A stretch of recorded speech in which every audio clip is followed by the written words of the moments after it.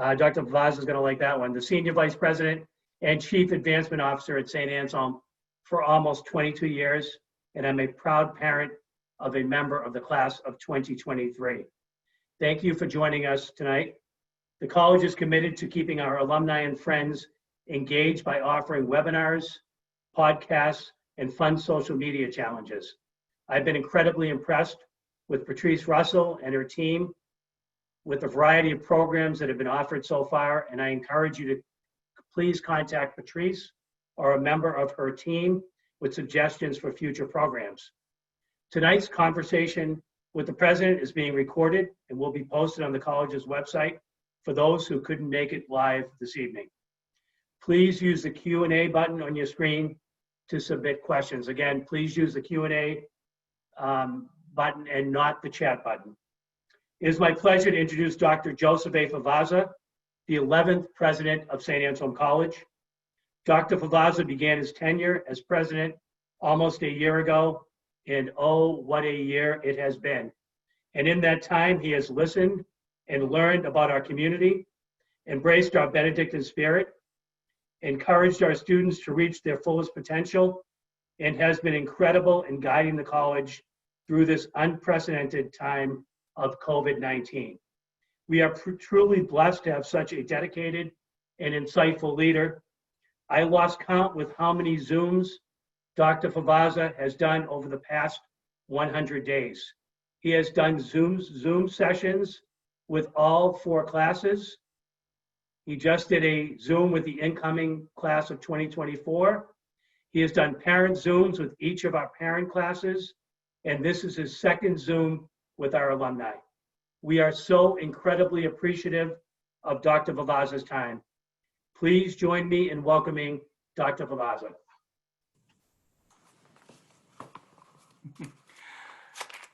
Good evening. It's great to be here with you. Thank you, President Flanagan. So great for your introduction. I thought we'd begin this evening just with a quiet moment of reflection, remembering those who are suffering during this pandemic, those who grieve for lives lost, and those who are on the front lines of care and service. We also pray for our nation, who must, with courage and unflinching honesty, face the scourge of systemic racism. We pray especially those who stand up to violence with nonviolence. And so let's just take a moment in prayer.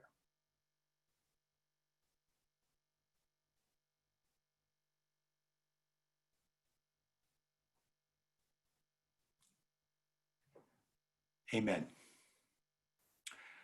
As Jim mentioned, nearly a year ago, my wife Patty and I first stepped foot at Saint Anselm College, and I began my journey as the 11th president. As an educator and a lifelong learner, I was humbled by the opportunity and excited for the transformational experience of becoming an Anselmian. I think living in a dorm for the first few weeks accelerated that transition a bit, but we were instantly overwhelmed by the warm welcome from students, faculty, staff, and the monastic community, alumni, and parents. And while my own freshman year on the hilltop, certainly not what I have expected or any of us could have expected, I quickly learned what it means to be Anselmian, a word that I first had to learn how to pronounce. When faced with global pandemic, our students, faculty, and staff pivoted and met the challenge of adapting to a vibrant mode of remote learning environment. We emerged stronger, more supportive, and we've learned quite a bit as a community. Many of our alums, our parents, and friends expressed concern for students who had been displaced and were facing financial hardship.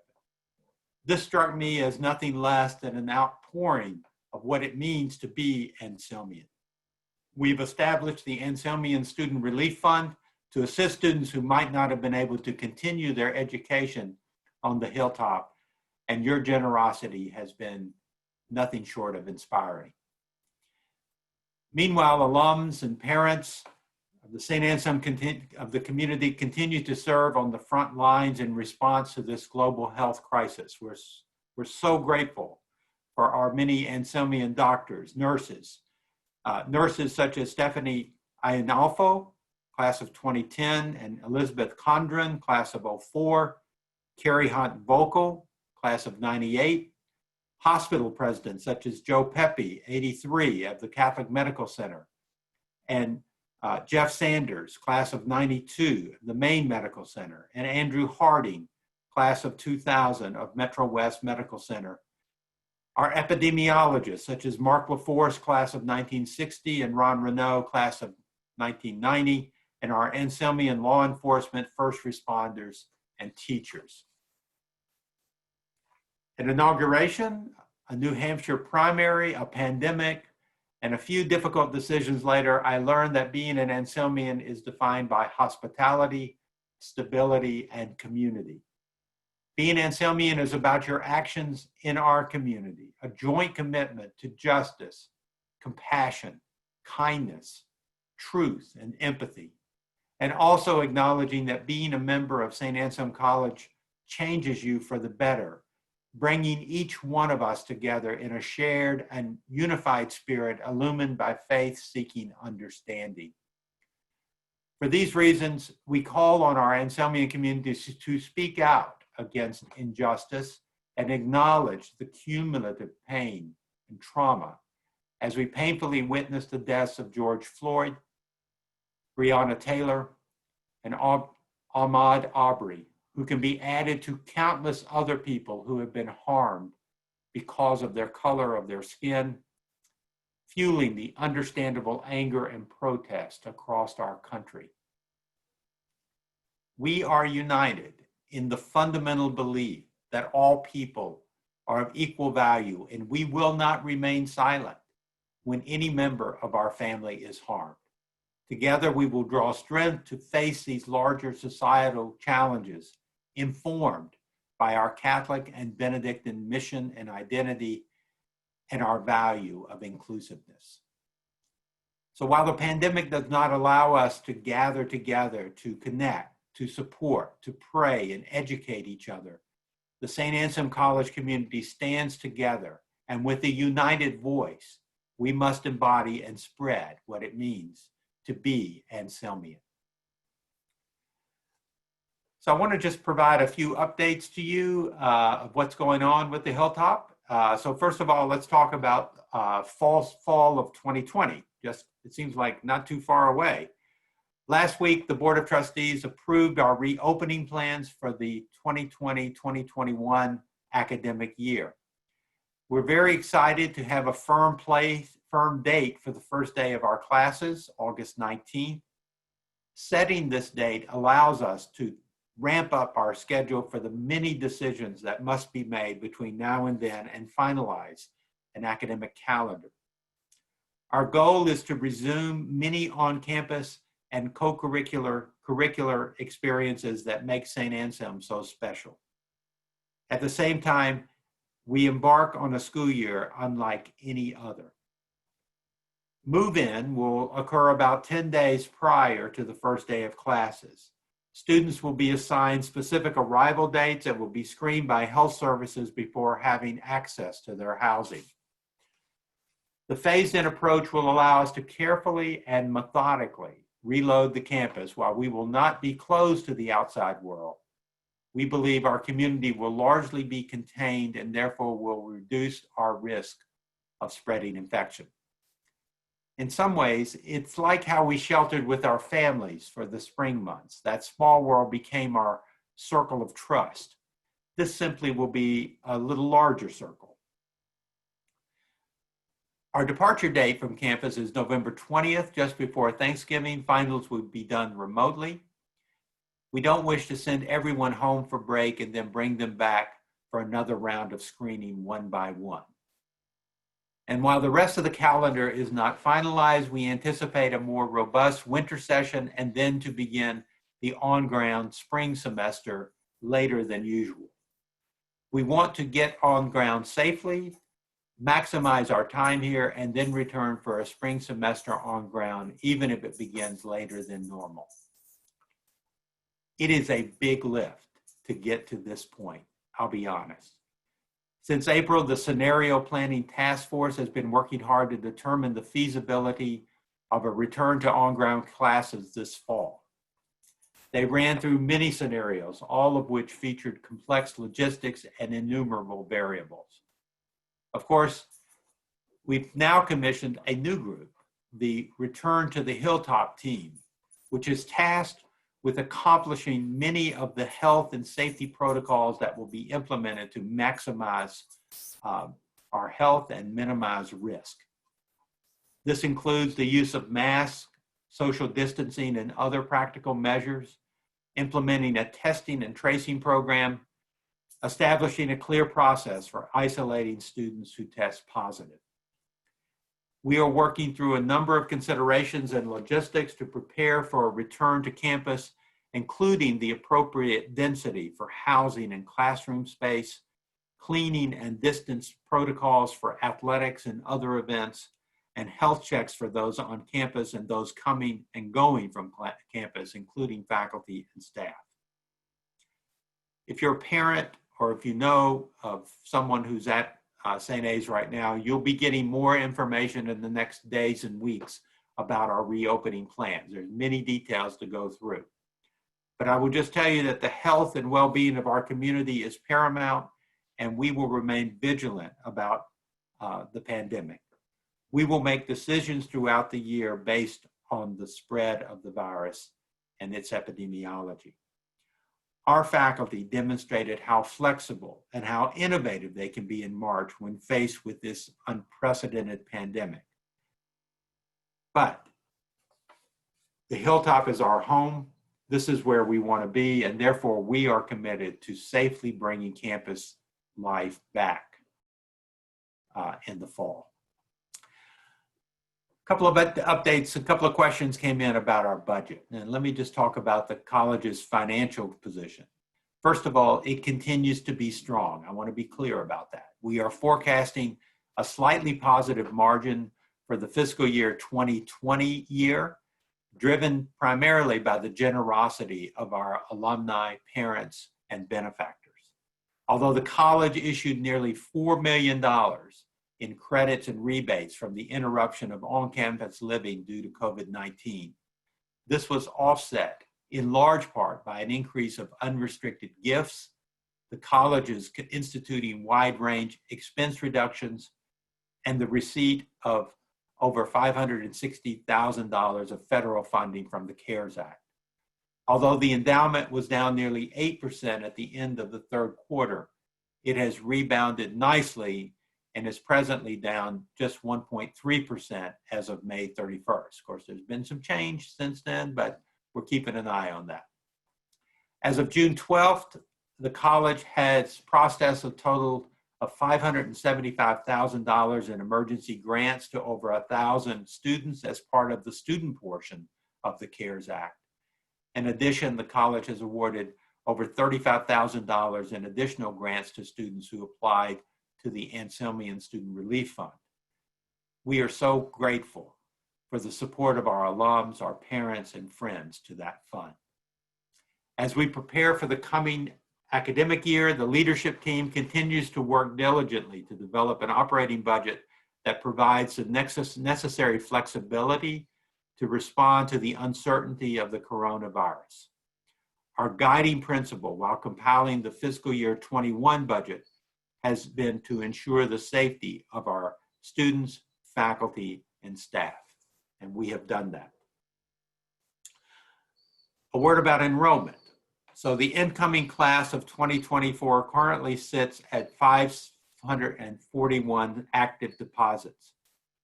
While this is great news, the number will change throughout the summer as students make final determinations regarding their plans for the fall semester.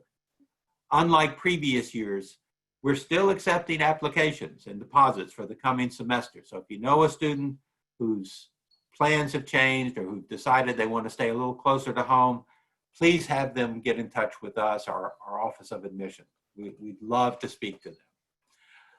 So from an enrollment perspective, we're okay. Our returning student retention is doing well. It's on pace with our previous year's upperclassmen. The class of 2020, the class that just graduated, while working through so many challenges, set a record high 82% four-year graduation rate. That is the highest, we think, in the history of the college. It's a testament to their drive and perseverance, and certainly speaks to the overwhelming support of Saint Anselm College by faculty, staff, monastery, and alumni. Most of our academic efforts this year were, of course, successfully transitioning our classes from on-ground to remote learning. Faculty used a variety of methods to teach remotely, including Zoom, but they incorporated guest lectures, video recordings, group chats, many things that were very innovative. Not all transitions were smooth, but the majority of students appreciated the efforts faculty made to support their work and to maintain a sense of community. One highlight, the pass, no pass policy implemented by the Dean's Office resulted in 881 students making the Dean's List, an all-time record. The college, for the first time, is expanding into the realm of graduate degrees. We've been approved to offer a Master of Arts in Criminology and Criminal Justice as a 4+1. That is, our graduates can be awarded a master's degree following a full year of graduate work after their completion of the BA. At the undergraduate level, we've added 3 new majors this year: a Bachelor of Arts in Data Science and Analytics, a Bachelor of Science in Cyber Criminology, and a Bachelor of Science in Chemistry. 2 new minors were approved in Graphic Design and Data Analytics, and the Commission on Collegiate Nursing Education, our accrediting body, recently reaccredited our nursing program absolutely clean with no compliance concerns. Once again, affirming what a strong and vibrant nursing program we have. In athletics, the athletic department is developing plans for the fall sports seasons and a return to play scenarios. Our athletic director and I, Darren Montgomery, participated in meetings with the NCAA's chief medical officer as well as the vice president of NCAA Division II. We are continuing to work in close consultation with the NCAA and the NE10 and remain hopeful that things will become clearer in the weeks ahead. Of course, we have to keep the safety of our student athletes front and center. But even with spring sports seasons canceled, it was another highly successful year for athletics on the Hilltop. We've had so many postseason appearances, and the President's Cup, we finished at our highest place in 15 years in the top 7 of the 14 school NE10. The success of our alums and the success of our student athletes, these are things that we should be really proud of. Commencement. So on May 16th, 483 students were recognized for completing the necessary requirements to graduate.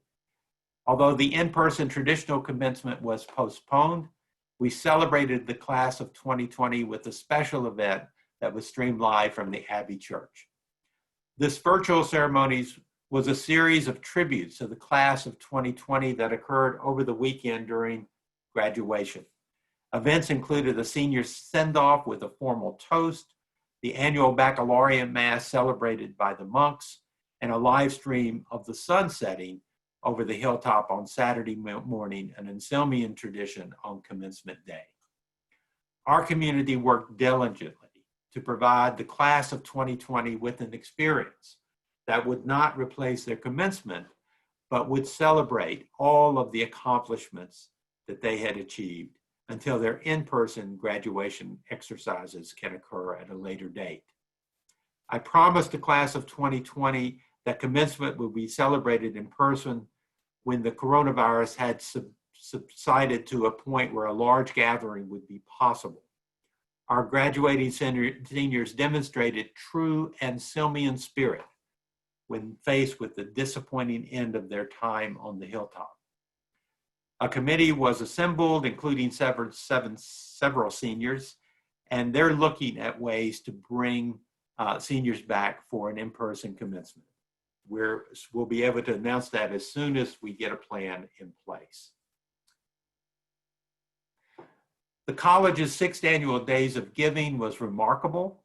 It happened in the middle of May, and we could have not done it. We couldn't have done it without you. Thanks to the support of our alumni, this was the most successful days of giving in the history of the college. 1,428 members of the Anselmian community raised over $851,000. 14 challenge gifts were met to support important initiatives such as the Diversity and Inclusion Fund, the Anselmian Student Relief Fund, and the Nursing Preceptorship Scholarship Fund. During this time of great need, we came together, we stepped up, and generously answered the call. Thank you. Reunion.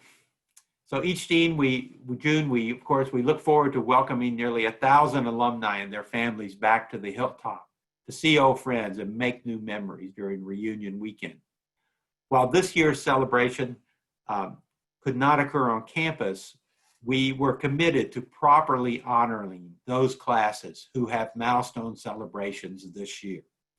The Office of Alumni Relations hosted a virtual events based on programming that would have occurred during the traditional reunion weekend on campus, including hostess with the newest members of the monastery, a virtual historical walking tour with Keith Chevalier, our archivist, a virtual Christopher Q. Cabana Class of '89 Memorial Fun Walk or Run, the Alumni Memorial Mass, and a virtual class toast with alumni from all over the world.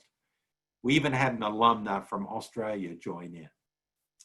Reunion giving is a very important part of this celebration, and this year's classes have raised over $1 million for their alma mater, the largest amount ever raised in the history of our reunion programs. Our Golden Anselmian class of 1970 raised the most of any reunion class, raising over $501,000 with over 23% class participation. A special thank you to Trustee Roger Jean for his generous commitments to his class. Thank you for all reunion volunteers and donors for an incredible and most successful year. We're already planning for reunion 2021. Those whose graduation years end in 0 and 5, and those whose graduation years end in 1 and 6 will be invited to campus. We look forward to an extra special reunion celebration next June. We're hoping. We know that our alumni are eager to visit the Hilltop once again. We're all sorting out the protocols for the campus community, but more information will be coming later this summer about your favorite alumni events. In the meantime, we invite you to join our growing virtual community. Alumni engagement looks a little different in the COVID-19 world, but the Office of Alumni Relations is coming up with creative ways for our alums to engage with one another and the college. So far, we've hosted 32 virtual events with more than 1,200 participants. And so far, we look to offer many more. So be on the lookout. We may even bring back our alumni golf tournament next September, October, per Abbott Mark's recommendation. The advancement team is looking into this, and stay tuned for more on that one. The end of June will bring the end of our comprehensive campaign, Faith in the Future. It's the largest philanthropic effort in the 131-year history of the college. The campaign was publicly launched in 2018 with the stated goal of $60 million. I'm happy to report that the campaign will close on June 30th, $15 million over goal for a total of $75 million raised. Highlights of the campaign include over 20 gifts of $1 million or more, over $35 million committed to the endowment, $8.4 million for the Roger and Francine Jean Student Center Complex, $1.5 million to the Welcome Center, and close to $4 million raised for the college's institutes and centers, including the Gregory J. Grapponi Humanities Institute, the Center for Ethics in Business and Government, and the New Hampshire Institute of Politics, and the Melia Center. I extend my deepest gratitude to our parents, alumni, and friends who participated in the campaign. The success would not have been possible without your support. A special thanks to our campaign chair, Rich Melia, class of 71, the entire campaign steering committee, Frank Pfeffer, class of 76, and the chair of our advancement committee, Ann Catino, class of 1982, chair of the board, and all of our loyal and dedicated trustees. Special thanks is also to Jim Flanagan and his advancement team for all of their incredible work as well. Even as we're bringing this campaign to a successful close, we are simultaneously looking ahead at the future of Saint Anselm College. Despite these uncertain times, we must move forward and we must plan for future generation of Anselmians. I've assembled a strategic planning committee which has begun working with the Baker Consulting Group in January of 2020 to conduct a college-wide environmental scan. This assessment involved interviews with multiple groups in our community, combined with an in-depth analysis of institutional and market data, organizational structures, and processes. It identified the key strengths and threats, challenges, and opportunities for the college. The findings of the scan will inform the strategic plan along with our previous 2 plans' outcomes. So next steps include the development of a strategic plan, and we've begun the process of having some open conversations with our faculty and our staff and monastic community, trustees, alumni, parents, and friends as we think about some very high-level objectives for the plan. Following these conversations, an outline of the plan and objectives will be formulated, and community roundtable discussions will provide the opportunity to solicit additional feedback from the Saint Anselm community. The strategic plan will be finalized by the planning committee and presented to the college community probably late in the fall. We look forward to completing this collaborative process as we map the future of Saint Anselm College. It's so critical at this moment. Many of you have asked what you can do to help your alma mater and your fellow Anselmians. Here are 3 simple ways that you can make a difference. Help us recruit the next generation of Anselmians. If you have neighbors and friends and family with children in high school, spread the word about Saint Anselm College and share your positive experiences on the hilltop.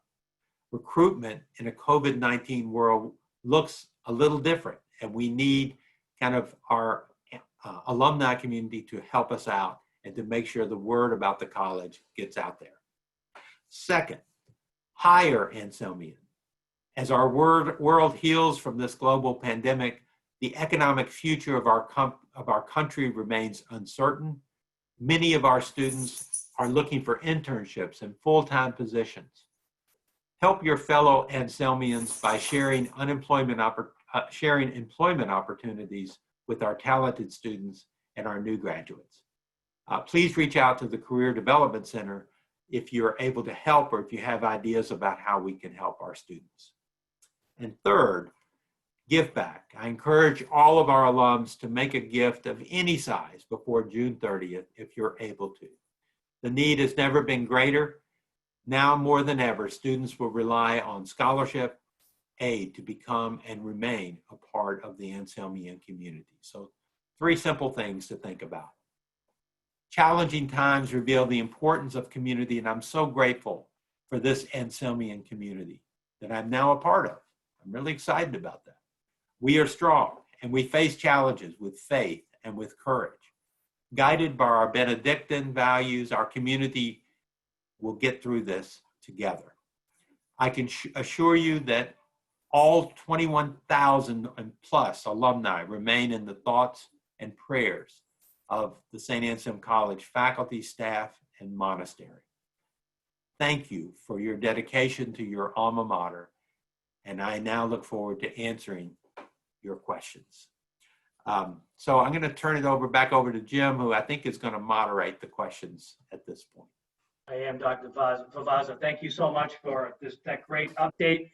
I'll give you a second to maybe catch your breath and have a glass of water, or maybe something stronger, just kidding. I just want to remind everyone that on the bottom of your screen, there's a Q&A button. If you could please use that to ask questions.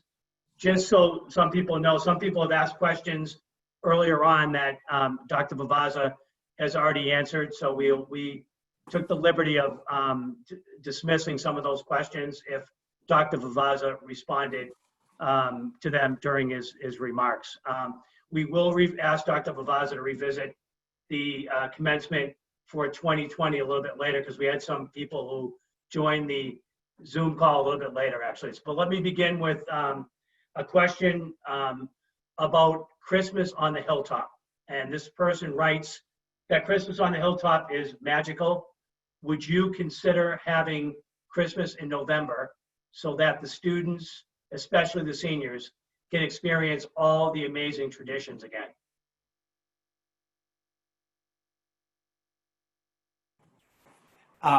So absolutely. I mean, I think that we're going to be looking at all kinds of different ways to engage our students, you know, and doing it at different times of the year. I mean, Christmas is a great example. We would certainly be open to figuring out ways to help our students have this incredible experience. You know, and I'll be honest, even fall sports. I mean, one of the things that's been floated is, yeah, do we play some of the fall sports in the spring? So we're looking at all kinds of options at this point, and hoping that again, with trying to keep the student experience first and foremost in our mind. Great, thank you. I mentioned we're going to come back to the question about commencement for the class of 2020. I know that all of us in advancement and everyone at the college, our heart breaks for the class of 2020, actually, but a couple of people asked who joined later. Again, if you could talk a little bit about the plans for the class of 2020. Thank you. Yeah, I know that the class of 2020 is very anxious about the possibility of an on-campus graduation, and trust me, we really want that more than anything. We have to follow the health and safety guidelines provided by the state. And so we can't have large gatherings on campus just yet, but we are continuing to look at this. We just had a conversation today with some folks to see what might be possible. But trust me, we're committed, and once we can do it, we will be in touch with the class of 2020. Great, thank you.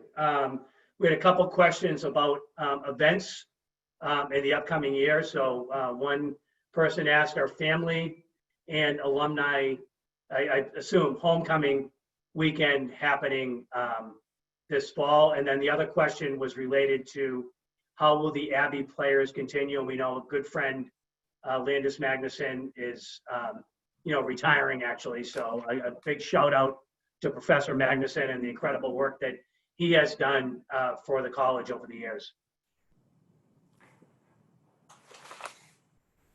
So absolutely, yeah, Landis has done an incredible job with the Abbey players the last 30 plus years, and they're going to continue. We're committed. I mean, it's heartbreaking right now for those in the arts and all the ways in which their lives have been disrupted. I know that we've actually had quite a bit of a number of virtual artistic events this summer. I mean, this spring. Every Friday evening, we would have sometimes over 1,000 people tuning in to concerts and musical events that happened in the performing arts space. So we want to continue to support the Abbey players and all of our performing arts, and we'll see how we can do that going forward. Great, thanks. And the other question was related to family weekend and homecoming weekend this fall. Yeah, it's a tough one. I wish we could solve it that way. It's going to be difficult in the fall because once the students are on campus, we're going to try to minimize as much as possible visitors to campus. We're going to try to minimize as much as possible students coming and going from campus. It won't be. I want to be clear here. We're reopening a college campus. We're not inviting students back to a prison. So We're going to have events. We're going to have lots of life on campus, but also we need to try to try to take as many precautions as we can in order to keep our students safe. Great, thanks. And I know I speak for Patrice and the alumni and the advancement office. We're looking at ways to be creative if we're unable to have a homecoming weekend in the fall. We'll look to possibly have a winter homecoming, depending on how things look in 2021, early 2021. Next question has to do with the budget, and this person wrote, with increased costs due to COVID-19, will these costs be put on the backs of the students or absorbed by the college? And I know that CARES Act obviously helps out a little bit there too. So. No, they won't be on the backs of the students. I can be pretty clear about that. Now, those additional costs are going to be challenging to us. We have been advocating pretty strongly with our congressional delegation for additional support, both federal support and state support. In fact, 2 weeks ago, I had a very fruitful conversation with the governor here, and he has now agreed to provide about $10 million to support private higher education in New Hampshire, which is really, really helpful for us. It certainly won't cover all of the costs that we have, but it certainly could offset some of the COVID-related costs as we think about reopening. So as we have developed the fiscal year 21 budget, we have put together a number of levers that if we had to pull some of those levers in order to fund some of the additional expenses, we're prepared to do that, but it will not be to add expense to the students, I can tell you that. Thank you. Next question is related to, you touched on this a little bit with the athletics update, but how many sports teams the question has to do with how many will be supported and how many potentially how many seasons will be canceled? So I know that's a difficult question to answer, but with the meetings that you and Darren have been having. Yeah, I can tell you it is a very difficult question. I mean, we're in the throes of having conversations with the NCAA right now, and also the just this week, late last week, the presidents of the 9 NE10 schools who have football had a meeting. We've decided just to hold at this point to see kind of where we're going to be, say in early July. We obviously want to keep all of our student athletes safe. That's our first priority. The NCAA has issued some guidelines about how to re-socialize student athletes, particularly in some of the high-risk sports such as football and soccer. So we're monitoring that. We're certainly prepared to bring back fall sports if that seems like the road we can take.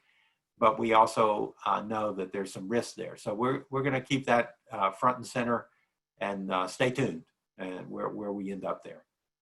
Great, thanks. Next question has to do with NECHI and what is the status of the accreditation of Saint Anselm College? So I want to be clear, Saint Anselm is definitely accredited. We received our accreditation in December, but we still have to have a visit from NECHI this summer, looking at some of our, just to make sure that we're still moving forward on our conversation with governance and organization. That visit is going to be in mid-July, and we're fine. We'll have a good visit with them, and then myself and Abbott Mark and the chair of the board, Ann Catino, will appear before the NECHI Commission in September to get their next steps. So we are accredited. There's no issue there, and we're glad to have this ongoing conversation with NECHI because it'll help us to be stronger and to make sure that our governance structures reflect the standards that for NECHI accreditation. Great, thank you. The next question, I guess I'll just answer quickly. Will a recording of this presentation be made available for parents not able to listen live? And I know that we are going to have this recorded on the Anselmian Hub. So if you go to the Anselmian Hub on the college's website, you'll be able to hear a recording of this. And Patrice, when is that usually available? Tomorrow or the next day? Yeah, tomorrow. So thank you. Next question. Are you planning an on-campus orientation for the incoming freshman class? No. We are planning a virtual orientation that's already begun, actually. Last Monday, I kicked off the virtual orientation with parents and students of the class of 2024. And a number of virtual events are scheduled throughout the summer as part of their orientation. So again, while we would much prefer to have it in person, it will be virtual. And then the second part of the orientation, which is when they arrive back in the fall, hopefully that will be in person. Great. And while we're talking about moving, this next person asked, do you have to stay on campus once you move in? As you know, we had talked about moving students onto campus over a 10-day period. I'm sure we're not the only ones in the situation, but we have a vacation planned August 8th to 15th. Hopefully you're going someplace nice. And I'm sure about the move-in process, so they'd appreciate any clarification on that. Yeah, it's, I know we've gotten responses like that from a few folks, and I certainly understand the disruption that, you know, because now that we're starting on August 19th as opposed to August 31st, I understand that can be and is disruptive for some family plans. You know, I would just say that to be in touch with our resident life office. Let's see, you know, we're going to try to be as flexible as we can be, but we also, again, we're just trying to make sure since we are going to be testing students as they arrive, there may be some quarantine time before people are, before everyone, while we get our test results. It's going to be a little bit complicated to move in. And so that's why we're allowing extra time to do it. And that's why we're going to be assigning times for when people can arrive. And so we don't have big groups all arriving at the same time. Great, thanks. The next question has to do you have any idea when the spring semester would begin?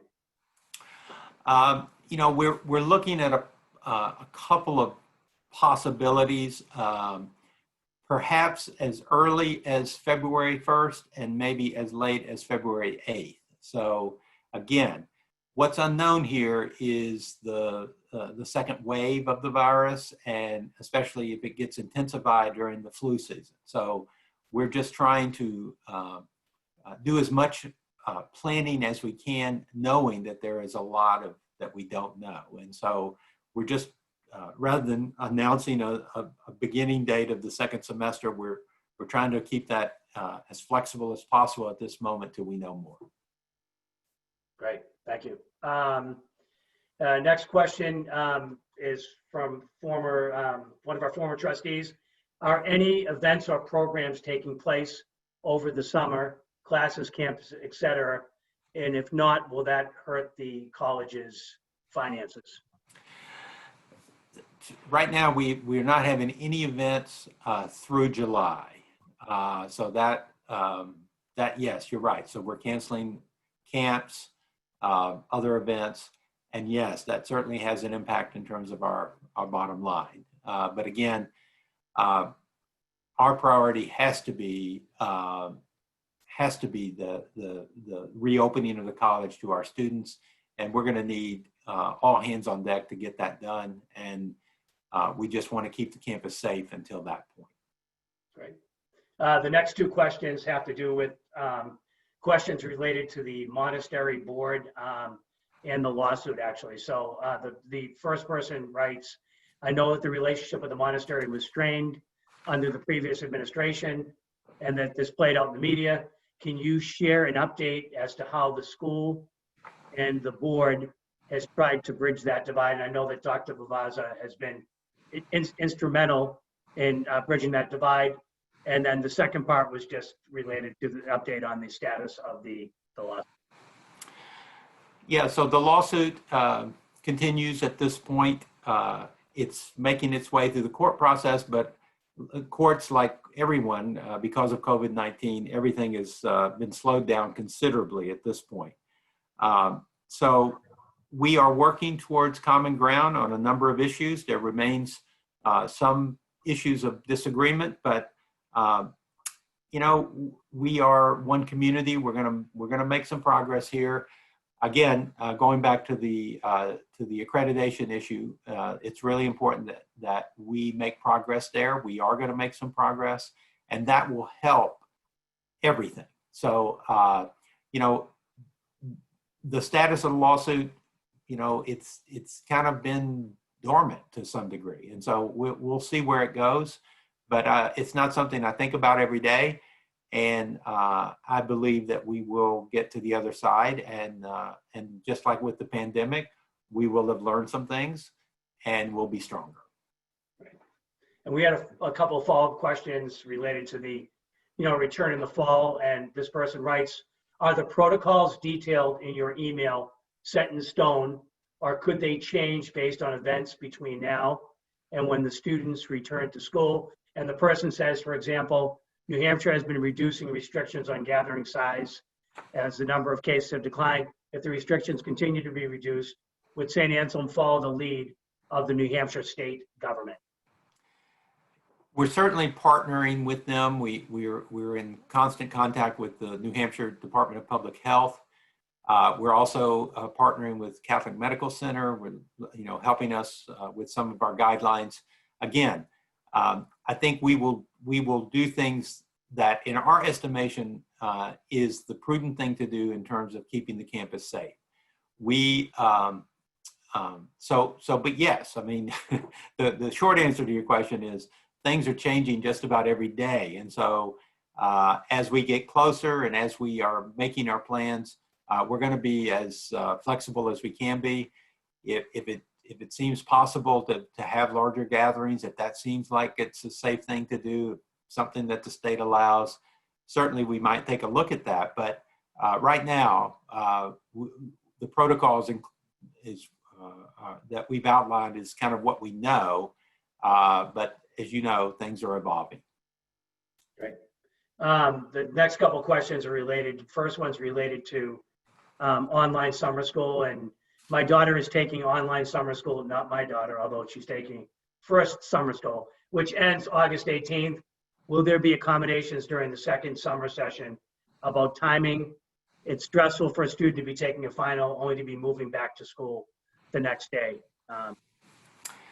Yeah, it's a great question. I'm going to make a note of that because it is something we're going to have to take a look at, and because we would want students to, especially if students have to move in prior to August 19th, so that could be that there's some overlap there. But I will definitely bring that to our dean's office and make sure that we take a look at that. Great. We're taking notes too, Dr. Lavazza. And speaking of the dean's office, there are also a couple questions about related to nursing students and coming back, and will they be able to do their work in hospitals? Yeah, and we get this question a lot from the Zoom calls that we've had with parents. I can just tell you that our nursing faculty are working pretty closely with all of the clinical placement sites. They feel confident at this point that we'll be able to have clinicals in the fall, but again, things change a lot. So, but they are on top of this. They're in constant communication with the clinical sites, and I think obviously the challenge will be making sure that our nursing students stay safe, and that we're doing some testing and tracing with them so that so the rest of campus also stays safe. So all of those will be part of the mix here. Right. The next question comes from our president of the Manchester Regional Alumni Network, president, and member of the class of 2016. Shout out to Zack. He said, kudos to you, Dr. Favazza, for doing such an amazing job in challenging times. What are your plans for promoting events and programs that address issues of race and injustice during the next academic year and moving ahead? Yeah, so we had a prayer vigil last week in which I committed to, we're going to be developing both virtual and on-campus programming this year around issues of race and systemic racism, particularly, and how some of the structures that in our country, that sort of racism is kind of baked into it, such as law enforcement or healthcare or education or housing. And so we want to engage students in those kind of conversations. And so Andy Diaz, who's our Chief Diversity Officer, will be taking the lead and helping to develop some of this programming. We are posting, if we haven't already, on our website some resources for parents and students to help them grapple with some of these issues, and we'll continue to make resources available as well. Right. Thank you. Next question comes from one of our Golden Anselmians. Will on-campus housing be reduced to provide for social distancing? It's a great question. Yes. The easy answer is yes. How that will happen, we're still working on. So we've certainly reached out to students to say, would some students within closer to campus, would they consider commuting for the fall semester? We certainly had some students who've stepped forward and said, yes, they'd like to do that. We're also in conversations with local hotels as well. If we need to, we might have to do some housing there because, again, part of the challenge for us as a highly residential campus is to de-densify the campus as much as we can, and that includes the res hall. So we're going to have to look at a variety of options there. Again, we don't want to negate the student experience at all, but again, we're trying to balance safety there as well. So we are looking at ways to do that. Right. The next three questions, the answer may be stay tuned for more details from the Return to the Hilltop Committee, but that being said, I'm going to ask the questions. First one has to do with the method for contact tracing, and then the other one has to do with testing for returning students. Do parents have to have their children tested at their own doctor, or will the school be conducting tests? So, yeah, and these are all things that we're the logistics of all of this. We are fast and furious working on. Right now, where the conversation is, and I'm not promising this is where it will be, but right now, we are planning to do testing when students arrive.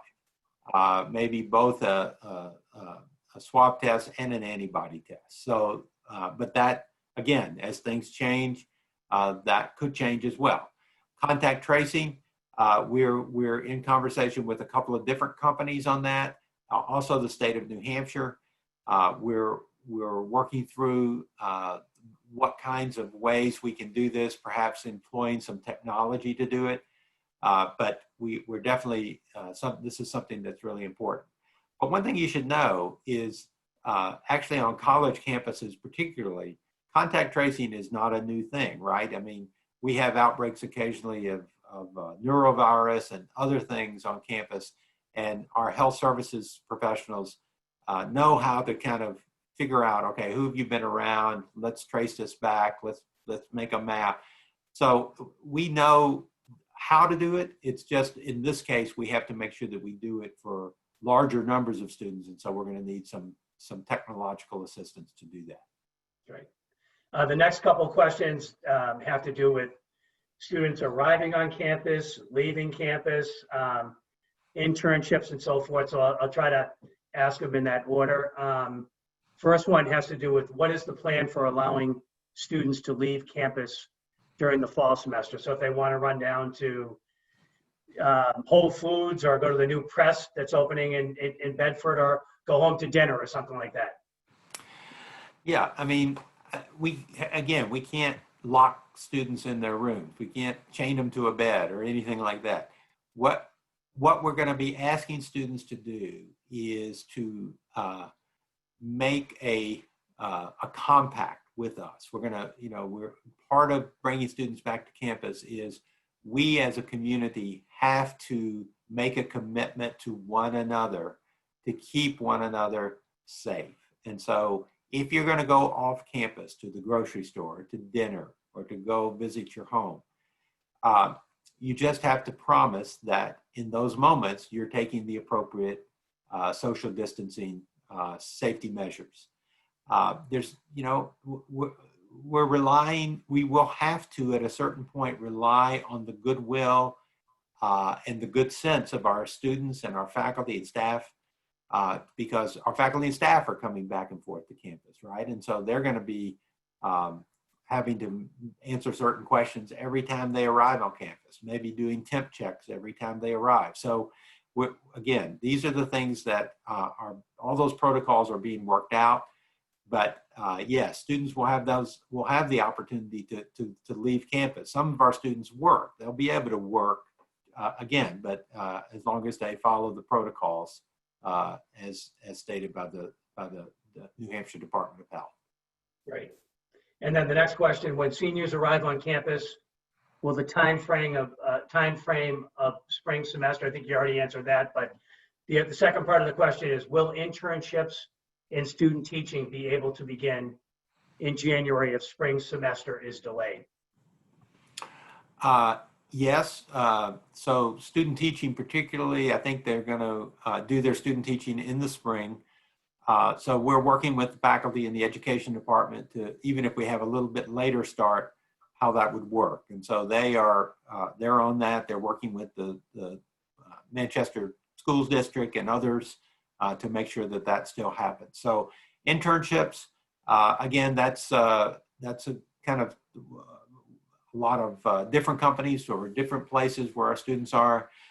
Again, our career development office is very aware of this. They're probably already reaching out to those companies at this point. Again, there's a lot of unknowns. There's a lot of disruptions. I understand that, but we're trying to think through as many as we can, especially with regard to these really valuable experiences that are for our students. Right. Thank you. And alumnus Mike Dennehy joined the call late. He thanks you for your time and candor. And as an alum and a parent, he's proud to see how his great institution is approaching our challenges. He asked if we covered the most recent plans for fall 2020 semester. Mike, Dr. Lavazza did, and it's going to be available on the website tomorrow. Or Mike, if you want to catch up online, I'd be happy to bring you up to date. The next question is related to how will dining be handled for residential students? Yeah, so our dining services staff is they're developing some protocols right now. Yes, there'll be more takeout. I will just say that we can't have a lot of places where students can pick up food as we've had in the past. That won't be something we can do.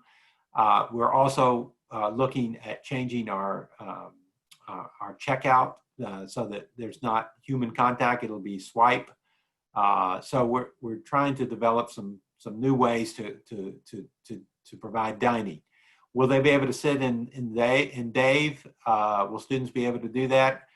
Again, those are things that are still being worked out, and how we, how that will happen. And we probably take out some chairs, and as long as students socially distance, I would think that would still be possible.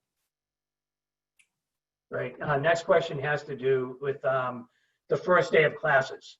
If the plan is for the first day of classes to be on August 19th, which is true, will the students be having in-person meetings, or will they start remote learning and transition? So in order to, again, to de-densify our classrooms, there will be some classes that will be offered remotely. Actually, there'll be some classes that will be pure remote. And that'll be because either we need to have it remote just to make sure we don't have our classes too full, or because the faculty member or those person who's teaching the class may have reason not to be on campus maybe for health reasons.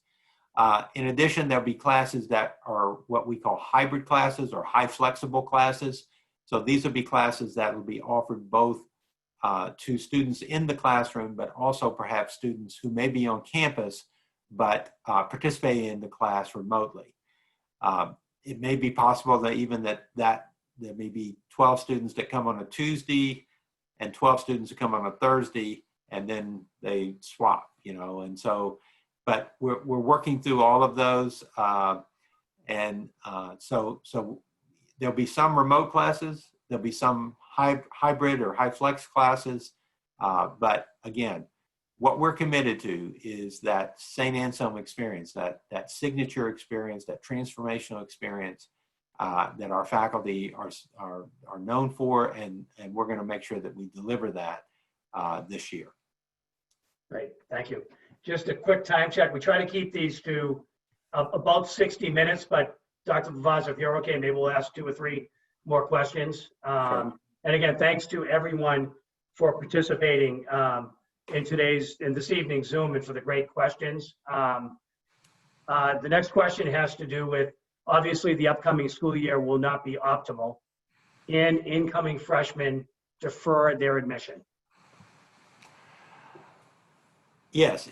First of all, incoming first-year students could defer their admission, absolutely. And even without COVID-19, that's possible. And it would just be a matter of being in touch with our admission office and working that out. And certainly if someone felt like that was the thing that they needed to do, by all means, they should be in touch with our office. What was the first part of that question, Jim? Actually, I deleted it, actually, yeah. Oh, it had to do, no, it was a statement about it's a difficult year, freshman year, actually, and the question about deferring. So, okay, yeah, absolutely. The next question has to do with, Joe DeLoe and the great job that Joe's done at the Dana Center. So what about any plans for performances? I know you mentioned a little bit earlier about the great virtual events that he's had. Yeah, and he plans to continue those. I can tell you that. So stay tuned. Joe's doing a great job in the Dana Center. And it's just another way in which we've really made a commitment to engage the campus virtually. Patrice and the alumni office has done this. Our communication office has done it. Joe's done it. So we really are just trying to make sure that we continue to be Anselmian and to make sure our community is connected. Great, excellent. Another person asked the question, if a student may want to commute or take classes remotely, how do they start the process? Are student scholarships negatively impacted? I'm sure you'll share, Dr. Lavazza, that probably contact admission to the financial aid office. Yeah, absolutely. If you commute, let's say you have a merit scholarship, that is really based on tuition, and so it's not a matter of room and board. So it won't impact your merit scholarship or your need-based scholarship. But if obviously, if this is something you're thinking about or something you'd like to explore, I would suggest you be in touch with our residential life office as well as financial aid. Great. And then just some questions about, will students be allowed to go to the Abbey Church? And at this point, are winter break alternative trips still happening? Abbey Church, right now the plan is that Abbey Church will be closed to the public probably till school starts. Now, again, that could change. We'll see how things open up, what kind of size gatherings, those kind of things. But yes, the thought is once school begins, that the Abbey Church would be open.